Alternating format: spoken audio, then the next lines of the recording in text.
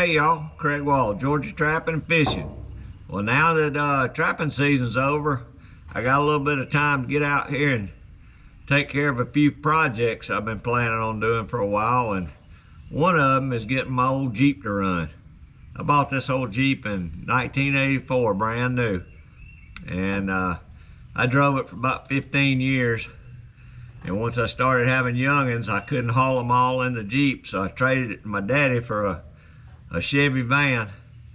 And I drove that old Chevy van till it finally died on us. And when my daddy died here last year, right before he died, he gave the Jeep back to me. So it sat up in his garage probably for 5 years. Didn't nobody run it or drive it.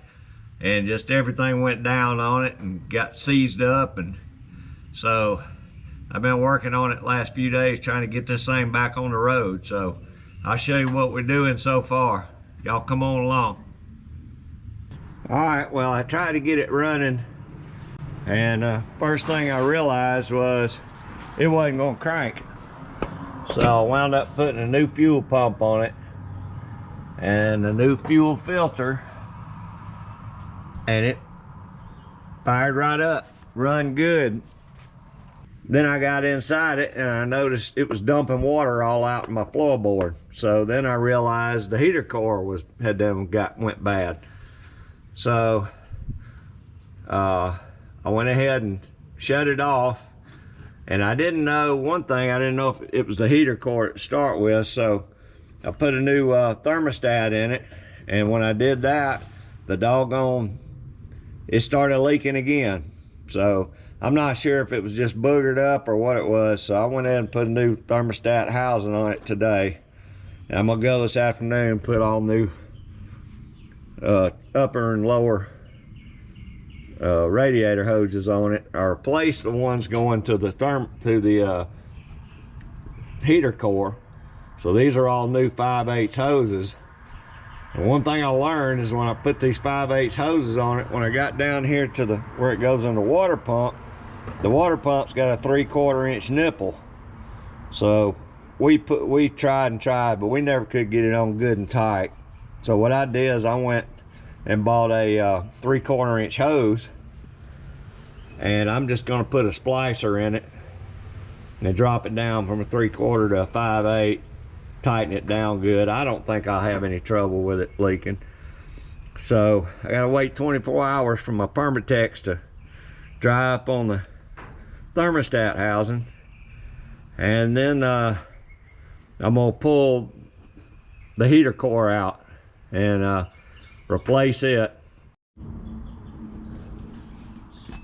All right, y'all, today what I'm gonna be doing is getting up under here and taking this heater box assembly out.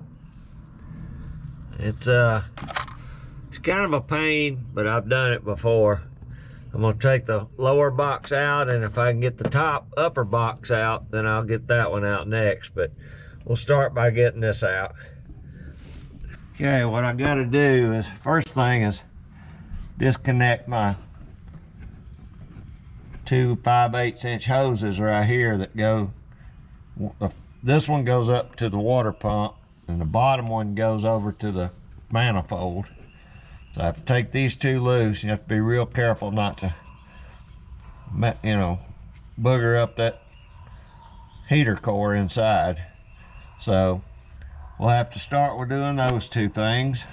And then you got 4 bolts that hold this heater in here. You got, let me see if I can find them. You got 1 bolt right over here to the left of the battery case. You got 1 down here below the battery case next to this support beam. Then you got 1 right over here. It's just above the heater core. And then you got 1 right here behind this valve cover. And I'm telling you right now, whoever invented or designed this must have hated everybody on earth, because this is the hardest thing you can get to get the nut off or on. So we're gonna work on getting those 4 bolts out. Then we're gonna work on getting these two hoses off. Then one thing you have to do is down here, I don't know if y'all gonna be able to see or not, there's a plug, that goes into the heater blower, or the blower. We'll have to get that out of here too. So let's pull that loose. All right, I'll bring you back in a second. Okay, one thing I forgot to mention, these two hoses going into your heater core, I already drained the water out because I was working on the putting a new thermostat in. You'll want to drain all your fluid out. Now I'm sure I'll have a little bit trapped in here because some's probably in the heater core. There we go. So yeah, there was a little bit left, so not bad, but that's the top one, so the bottom one will probably have some too.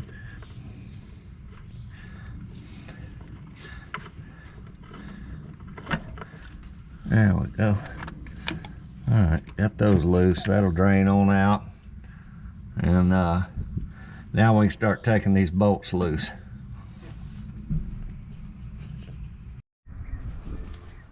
Okay, y'all, I got everything disconnected out in the engine compartment.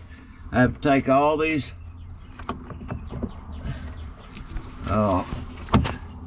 cables loose. Got one back here. That was tight.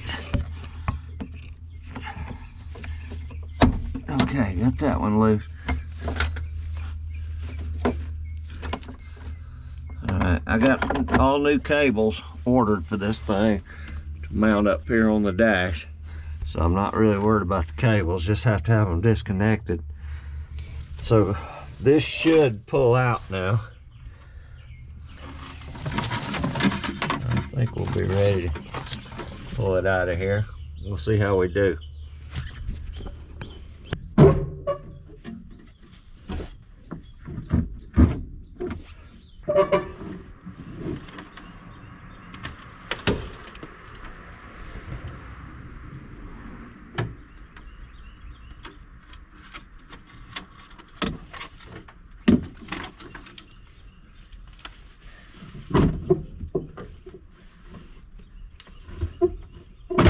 There we go.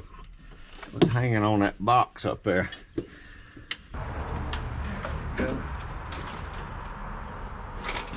Alright, this is the back side of the box. As you can see, this is what was hanging me up, this drain hose. But we got the motor disconnected.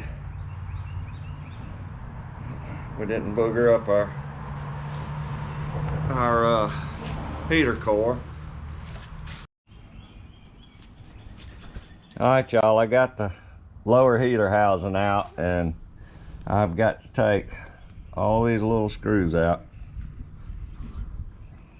and then this back side will come off, and then I can get down in here to the defrost and the heater section that's down into here.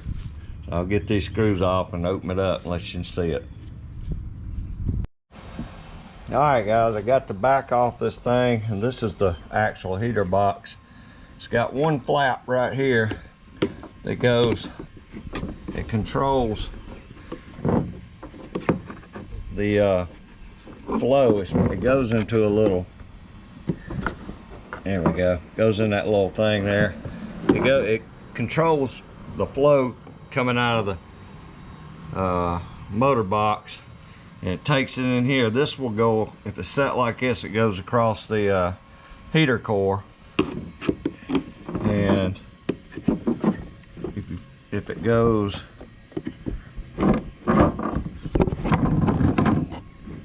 this way, it diverts it away from the heater core. Kind of hard to show you without the other side hooked up, but it diverts it either to heat or air. So then it comes around. This right here has got another little pivot. It's hard to see. It controls the airflow If it's up like this, it's going through the heater, down the bottom of the heater. If it goes like this, it flows up to the defroster.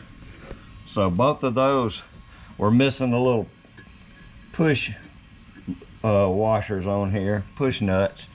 So I'm gonna have to put 2 new nuts there. This one was just, it fell out and was down here like this, and it was wedged up, so you couldn't push it either way.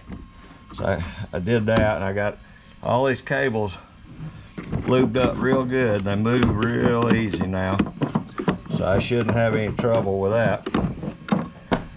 So now all I gotta do is I'm gonna seal it back up, put my screws back in, and make sure I get these back through the little holes where they'll be set. This should be ready to go. I just wait on my new dashboard cables, hook it all up, and we should have good heat and air. So, all right, I got this all buttoned up now. Everything's sealed up good around the edges, and got the flap where it needs to be in there. I don't know if you can see it or not, but it's moving like it's supposed to. Other flap was working fine too. I got those push nuts on there, both of them. And so next thing is put it back in the Jeep, hook it up. All right, y'all, I thought I'd give you a look at the heater core. This one was pretty bad shape, but where I found was where these come through the firewall right here. Let's see if you can see it close enough. This one right here, that solder had broke loose where it goes into the pipe. That's where my leak was. It was just dumping water out around here. So we got the new one installed, and hopefully I'll take care of the water leak. The new one I got was it's aluminum, so I don't know how it's gonna hold up, but we'll see. We got it swapped out though anyway. All right, y'all, I guess that's it for the first part of the series. We got the heater box all tightened back up, new heater core in, everything's working good. All the new hoses and the cables for the dash are all working right. So next thing we're gonna do is we're gonna get in there and jump on that brake line and get it squared away. So I appreciate y'all coming along, and I reckon I'll see you on the next one.